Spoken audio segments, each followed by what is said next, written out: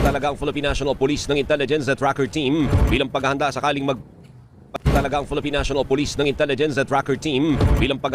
magpalabas ng warrant of arrest laban sa kontraktor na si Sara Diskaya at ilang opisyal ng DPWH. Kasunod ito ng pagsasampa ng Office of the Ombudsman ng kasong graft at malversation sa Digos City Regional Trial Court laban sa mga sinasangkot sa 96.5 million pesos na Peking Flood Control Project sa bayan ng Jose Abad Santos sa Davao Occidental.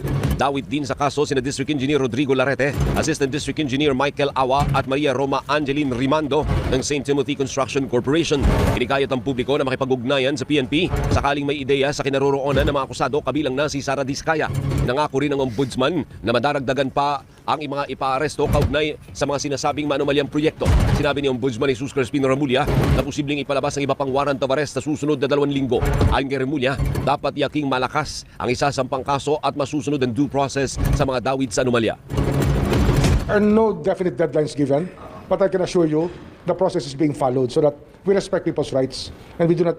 Kasi ang pinaka-problema dyan, nagmamadali ka, maka-violate ka ng rights. Baka mapurnada pa. So we're very careful about the process.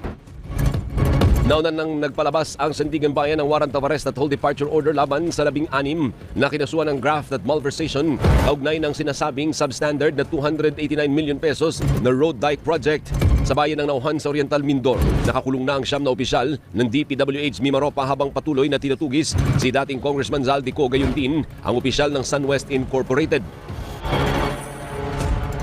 Pero para sa walang mga notable figures, no, o walang mga notable personalities na nakasuhan man lang. And I think this again did not sit well with the public because para sa kanila this is more of parang appeasement, no, appeasement measure on the part of the president that he is still shielding himself, no, from a possible entanglement with the big fishes, no. Kaya ang binigay sa atin kumbaga ay yung mga dilis at mga sapsap.